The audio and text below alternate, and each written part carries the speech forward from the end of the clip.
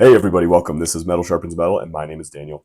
Today I have an insane voice that sounds like Morgan Freeman swallowed James Earl Jones and then got put into a pitch shifter. I got a little bit sick. It's probably this band's fault. They make sick music. It's another Swedish band, apparently only capable of making bangers. Today we are going to listen to Forsaker by the band Katatonia, one of the flagship standout songs from their album Night is the New Day. Now, if you've been in the metal scene for any number of years, you've probably heard of these guys. They are very unique. They stand out. And even though this album and this song are kind of like a giant sigh, like there's just so much kind of sadness around it, it still amps me up, powers me up, and makes me motivated. It's kind of hard to explain, but I'm going to try my best to explain how that works. And yeah, we'll talk about all that later. So let's go check it out.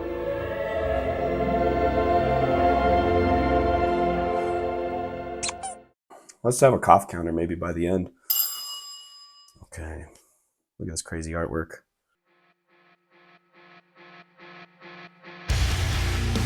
I missed it. Wait, I'm going to go back. All right, I'm not going to do it.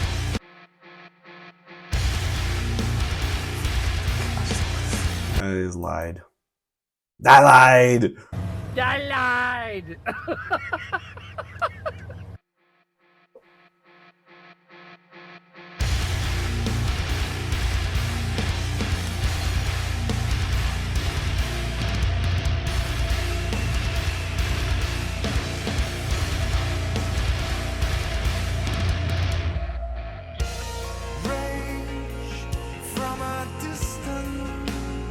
Brought it way back for the verse.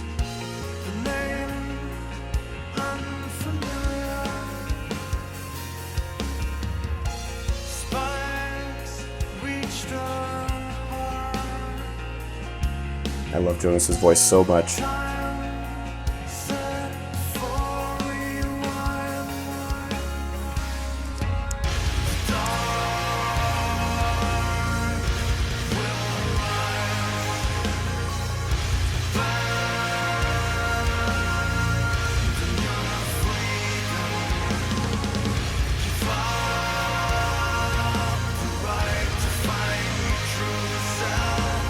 Gosh.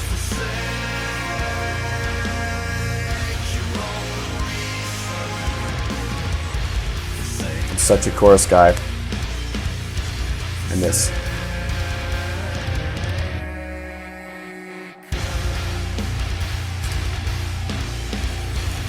Yep. I'm a sucker for that. It's heavy, it's big, it's open. The vocals sound just awesome.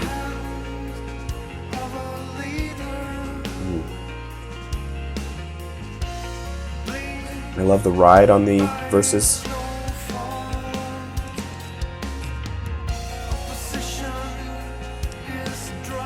It just kind of makes it more airy. Yeah, I love that.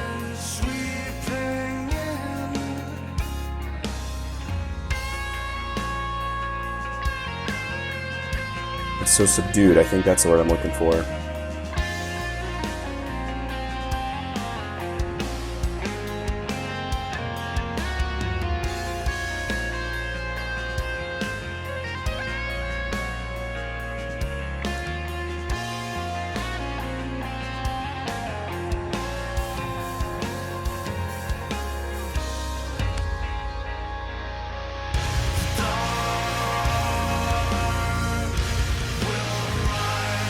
And the harmonies are perfect.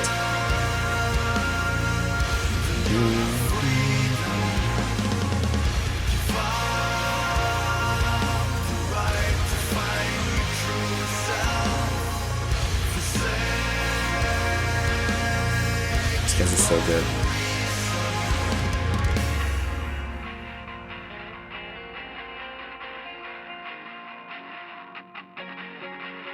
Playing the guitar through a telephone. You know something's about to hit.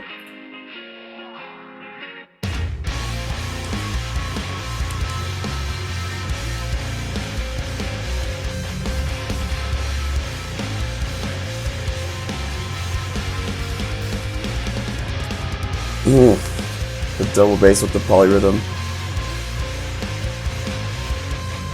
He's got one more for you here.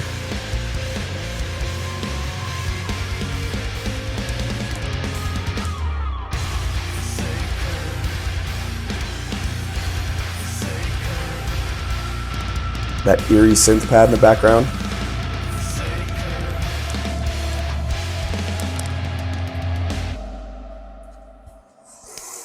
So good. So this was the first song I heard by these guys, and when I heard it, I was like, finally, another band that can do big, heavy songs with all singing. I love that. I don't hate screaming. It doesn't like bother me, but when you can do that, it means you are very skilled, and it usually means you're going to be writing some really cool songs. And yeah, these guys definitely are doing that. Tesseract being another notable standout for that. They don't always keep screaming out of their songs, but many of them, they don't have any. And yeah, both Dan and Ash are just champions at writing like that when they need to. It's awesome. So I'm really glad that Forsaker was the first song I heard of Katatonia, because it hooked my little metalcore heart. Like I needed something to latch onto, those big chugs. I needed that to be hooked to the band at the beginning. But funny enough, when I heard the rest of the album, I was disappointed. I was like, was I hoodwinked with the thick chug pattern for the first opening song, and then the rest of it's like more mellow and more subdued and quieter songs? Like, what's going on? Boy, was I wrong, though. I have since learned to love every song on the album. Every song is heavy in its own way. Some of it's not classic, like you don't have double bass to tell you that it's heavy. It is inferred that it's heavy, and then you start listening and you're like, oh, this is sick. This is actually heavy metal music. It's awesome. So yeah, I love every song for different reasons on here, and I've listened to many of them dozens of times while driving under a full moon to a Magic the Gathering tournament. Look, I used to be a Mega nerd. I still am, but I used to be too. Thanks, Mitch Hedberg, for that joke there. I also tried playing the drums to many of these songs because there was something about the drumming that was so smooth and groovy. When it was slower, the fills would be challenging enough that I'd have to teach myself something around them, but it was like attainable. It was within reach. I just had to listen and practice and figure it out. Helped me get a lot more smooth with the actual tempo of playing a song, especially slower songs. Sometimes it's easy to cover that up with a fast song. But yeah, their drummer writes great parts. He makes this band special for me as well. And the cymbals like sound soft yet crispy at the same time, like glassy almost. I don't know what two words. It seems like opposing forces, but they sound so good. The drum mix on this album is so cool. So the drums are special. The vocals are very special too. Their lead vocalist is named Jonas Rensky, not Rensky, because then that would be Polish, and he's not Polish, or maybe it'd be Russian. He's neither of those. Rensky. That's how it's spelled. I think that's how you would say it, but this is Jonas. He's the singer, and I love his voice. He is one of my standout singers in metal. I mean, most of these albums that we've been talking about have a standout singer for me, but he's got such a unique and identifiable voice. I love listening to all the songs that he's featured in. Much like Ash O'Hara from Tesseract, very special, identifiable voice that I just love to hear it in different music, and how they can kind of add their sound to a song that's not from their original band. But yeah, I think it's so hypnotic because, much like my voice now, he sings like a third, if not an octave down lower than a lot of other metal singers of today. You're the only baritone in the elf choir. You bring us down a whole octave. In a good way. Which I love, because it means that he's not trying to be something he isn't. He's not trying to belt it the highest notes in the world like Stryper or something, or some other hair metal band. Like he's doing it in his own register, and it stands out because it's mixed really well, and it just fits. It's soulful. It's awesome. So this song, I'd say, is a little different than other songs on the channel because it's a bit more somber in its feel.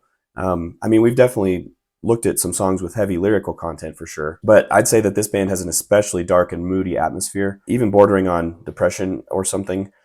Jonas has said in interviews that he feels like this is a good outlet for his depression, just writing about dark things in general, and then you connect with people on it, and it's that cathartic kind of experience. So based on that and some of Jonas's other descriptions, this seems to be a song where you are at war with yourself. You are fighting against something internal. So whether that be depression, anxiety, or self-doubt, or whatever, That seems to be the main thrust of the song. So let's check out a few lines. So it starts with rage from a distance, the name unfamiliar, which kind of makes me think that Jonas might be recognizing an issue that's very remote. It's far off in the distance. But then in the space of a line, that quickly changes when he says, spikes reach the heart. So now it's affecting the core of his being. It's right on top of him. And then he says, time set for rewind, which sounds like he's familiar with this. He's being pulled back into something that he's experienced before.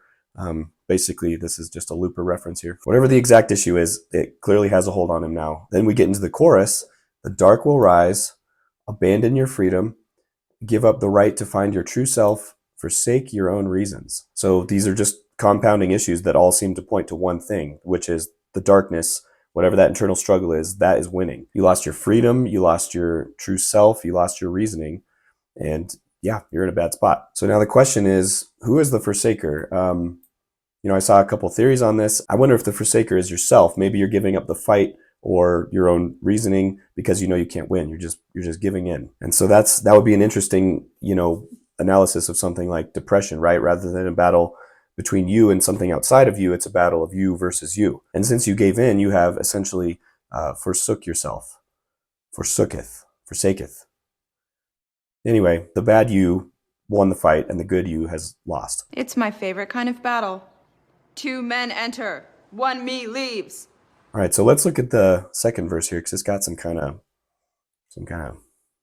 eyebrow-raising points. I don't exactly know what it all means, but let's check it out. So the whole thing, hand of a leader, bleached by snowfall, opposition is drugged, the great end is sweeping in.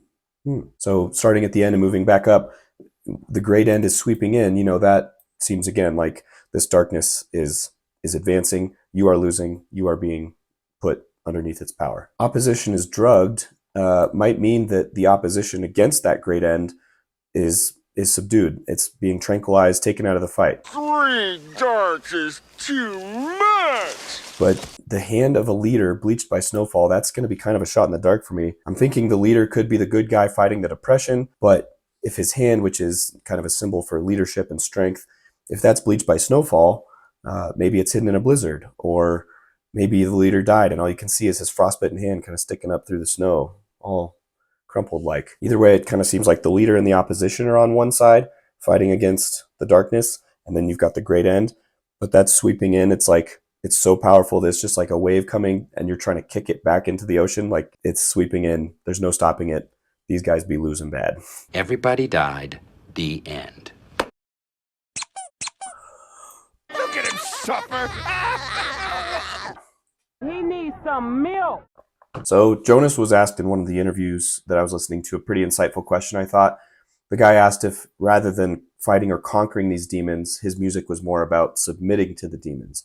And Jonas said, yeah, he thought that was a good way of looking at it because it's easier to just submit in the end. This is such a fascinating and dreadful and depressing way to put it because as a Christian, I'm called to submit, but I'm called to submit to Christ, with even language as stark and scary as saying that I'm supposed to be a slave of Christ. Now, it's only scary before you know him and before you understand the alternatives, right? Because Jesus said that his yoke is easy and his burden is kind. And it ends up being enjoyable to be a slave of Christ. I wouldn't have it any other way. This is the life that he made me for, and I am so more than happy to be living this. Especially because, like I said, that alternative that Jesus describes is being a slave to your sin. You could also say that you'd be a slave to these demons that I think Jonas is describing. So I don't think we should underestimate this darkness that Jonas so often writes about. Yeah, well, maybe next time you will estimate me. Because it's a brutal taskmaster in the end.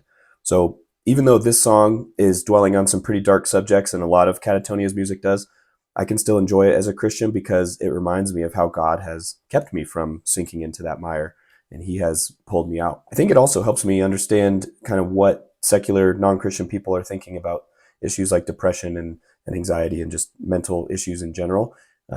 So it gives me a way to relate in that way and a way to understand and be able to minister to them maybe in a unique way. Now, I would love for Jonas and the rest of the band to find peace with God one day and understand who Jesus really is and become his slave rather than the slave of these demons that Jonas describes. I know that seems unlikely at this later point in their lives, but God can work in anyone's heart, and he has absolutely redeemed bigger sinners than these guys. So whether or not you struggle the same way that these guys do with mental stuff, let me know if this song struck a nerve with you at all. I figured that I'm going to be a lifelong listener of Katatonia unless the lyrics start devolving into something ridiculously blasphemous or something. But yeah, I really like this music. I like the stuff that they make. And I also hope that the analysis was edifying for you, and I hope to see you in the next one. Bye.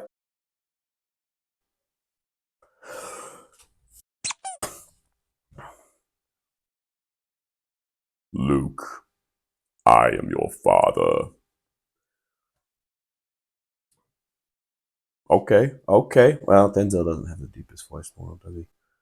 Simba.